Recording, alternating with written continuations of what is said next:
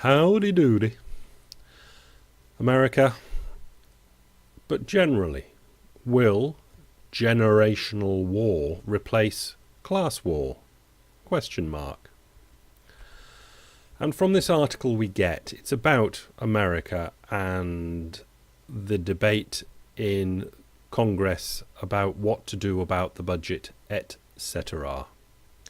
Kids lose out for a couple of reasons.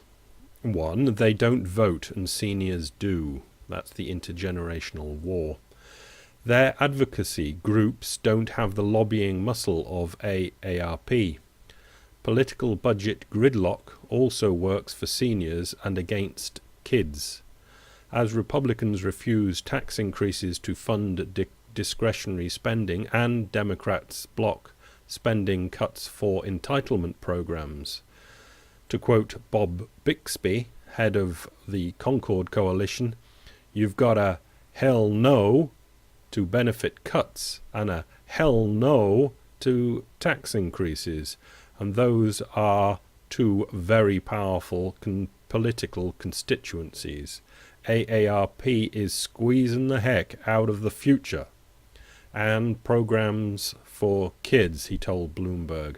AARP responds that as long as members of Congress continue to target seniors and future retirees as if they were mere lines in a budget, we can't have a conversation about how to strengthen Medicare and Social Security. Everyone fighting their corner for a reduced pie. Corner of pie? Slice of pie. They're fighting their slice of pie. And that Bloomberg article that was referenced there, Generational War Seen as US Debt Panel May Target Children's Programs. The elderly will likely be the most vulnerable Americans in Washington's future budget fights. But right now, their grandchildren may be among the biggest casualties. Where we note later in the article, Title I funding for low-income students, the Head Start Health and Nutrition Program, child welfare services and vaccines are among items to be hit by the automatic cuts if congressional panel can't agree on a debt reduction package of at least $1.2 trillion. Where's your bets on that? That's according to a study by the non-partisan Federal Funds Information for States, which analyses the impact of federal policy on state budgets, and it's affiliated with the National Governors Association.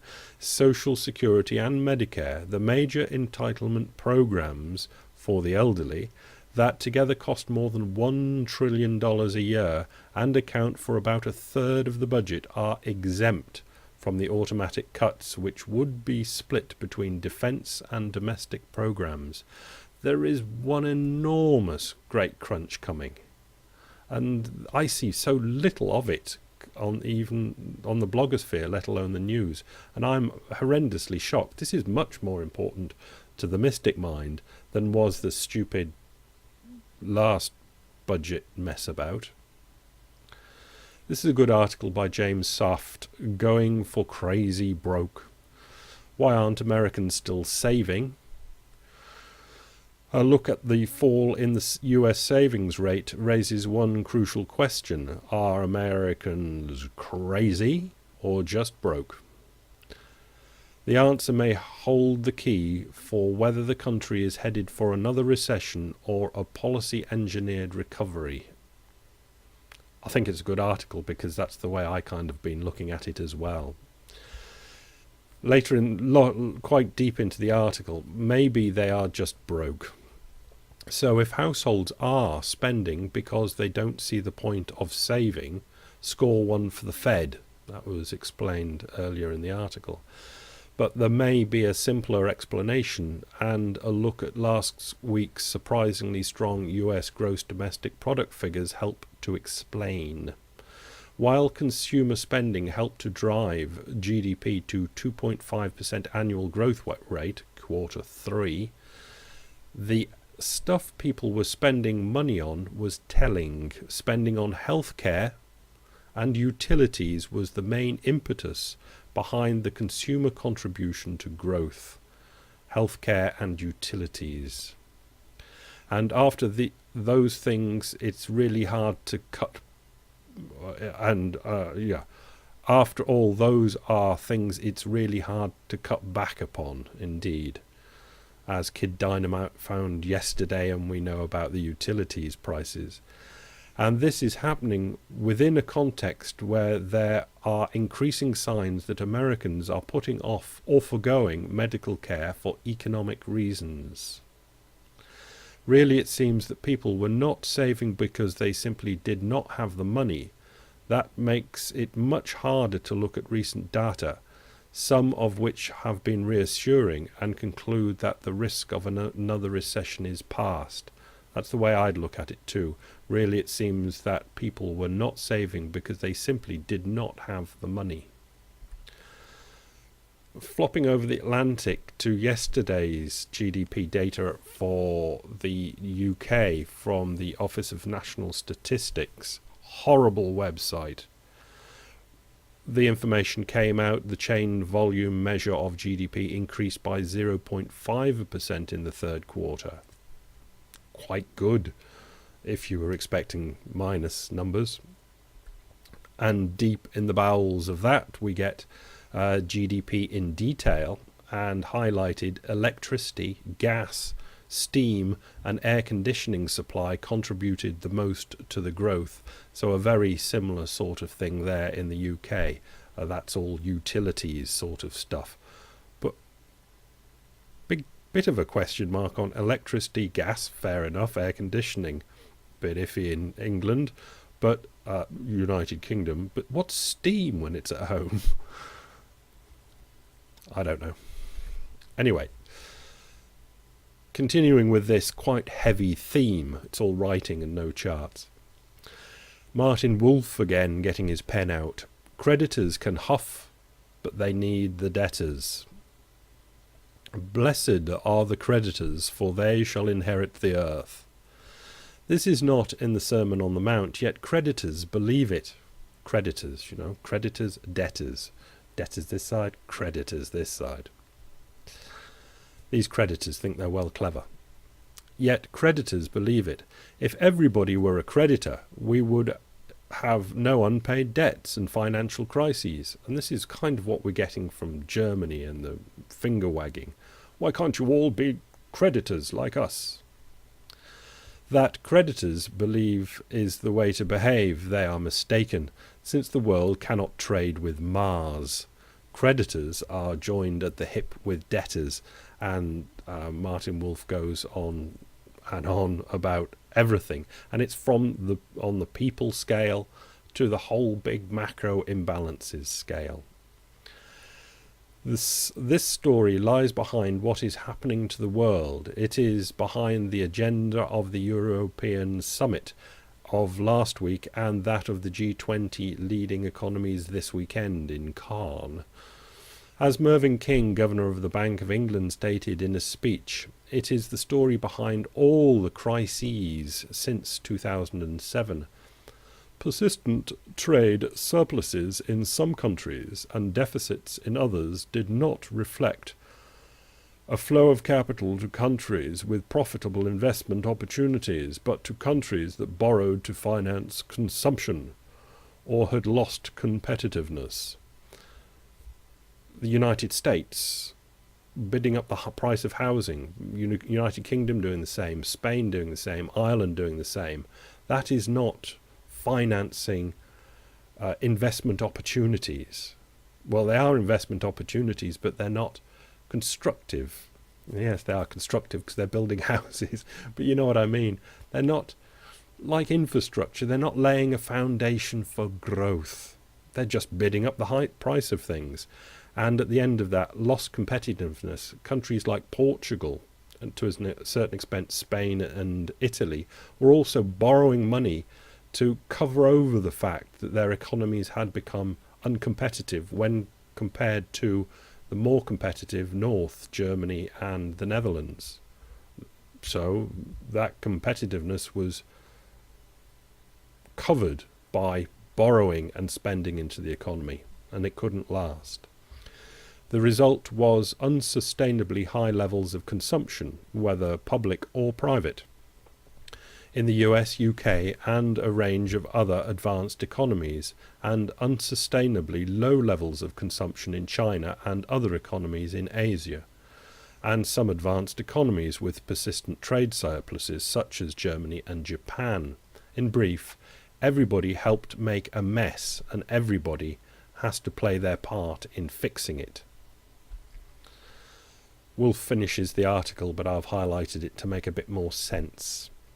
Do creditors rule the world? ? Not really! ! In the short run, they can threaten to turn off the credit, but their surpluses depend on the willingness and ability of others to run deficits. It would be more sensible to admit that there has been too much borrowing by the profligate because there was too much lending by the supposedly prudent. Imposing one-sided adjustment on erstwhile debtors will not work, as little Greece seems about to prove. Next in the Times we get Dutch support for Greek bailout at risk, another of the creditor nations. The Greek Premier proposal to hold a national referendum on the Eurozone bailout deal negotiated in Brussels last week threatens to come at the cost of losing a crucial donor, the Netherlands, Holland. The Dutch Labour Party, that's Wilders is it, said it will not support the accords, while the Greeks insist on holding a referendum, calling the proposal a deal-breaker. And without Labour support, the Dutch government lacks the votes to push the Greek rescue deal through Parliament. Labour is in the opposition, but the Netherlands government is governed by a minority right-wing coalition whose nominal allies, the far-right Party for Freedom of Geert Wilders, that's him there, vote against every Eurozone package and all aid to Greece. Resistance to further aid has also flared in Finland and Slovakia and is bubbling under in Germany. I'm sorry there are no charts, this is all words, and they're pretty dull words, but this is what's causing all the aggro out there. The loss of support in the Netherlands is a sign that Europe's efforts to slash Greek debt and save the euro are skirting on the edge of a political cliff, and that the demand for a referendum could push them over the edge. They'll be talking about that today in the G20 2011 summit in Cannes, where they have conundrums. And I'll just give you this couple of paragraphs from this very long article by Alan Beattie, and it's really well worth reading, but you pay me to read the Financial Times for you, so you probably won't bother. But here we go. I think these are the most crucial out of the whole thing, which goes through the entire world and kind of sums up what I've just said in this entire presentation. At the moment, the moral authority of the United States and other rich economies over China is particularly weak. America's contribution to a big rebalancing would be to consolidate its medium-term fiscal position, helping to reduce the current account deficit. But while Congress is on course sharply to withdraw the fiscal stimulus in the short term, it has yet to come anywhere near agreement on long-term spending and tax plans. The Super Committee, commissioned by Congress with the unenviable task of identifying expenditure to be cut and or taxes to be increased, will not report until later this month, and the likelihood of it coming out with a plan that rapidly gains bipartisan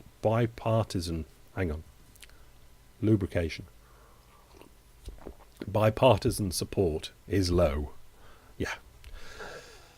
Of the other advanced economies, Japan's resumption of intervention to hold down the yen on Monday makes it supremely badly placed to join in any drive against Chinese currency manipulation. The Eurozone, too, is unlikely to participate in any aggressive public crusade to float the renminbi in the near term, And Klaus Regling, the head of the EFSF, is travelling around Beijing and other Asian capitals, trying to drum up interest in funding an expansion of the bailout facility. A decision on whether they will contribute is still awaited, but China will look very dimly indeed on governments that ask for donations while running a voluble campaign against the mainstay of its economic model. In other words, asking for money from China and trying to wag the finger and tell them that they should let the renminbi float higher so global imbalances can be put back in order. It's just not going to wash. So what is going to wash? I don't think anything is going to wash. We're all going to get dirty. That's it. That was a hard one.